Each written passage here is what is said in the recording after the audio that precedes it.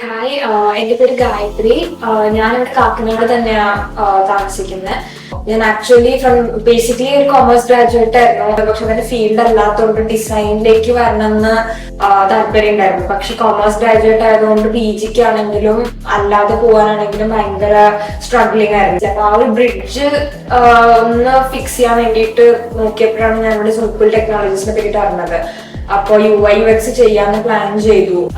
എല്ലാം like from the base എനിക്ക് പഠിപ്പിച്ചു തന്നിട്ടാണ്. ലൈക് ഫ്രം സീറോ കോൺസെപ്റ്റ് ആയിരുന്നു എനിക്ക്. ഇവിടെ വന്നതിന് ശേഷം നല്ലോണം മെന്റർ ചെയ്തിട്ടുണ്ടായിരുന്നു.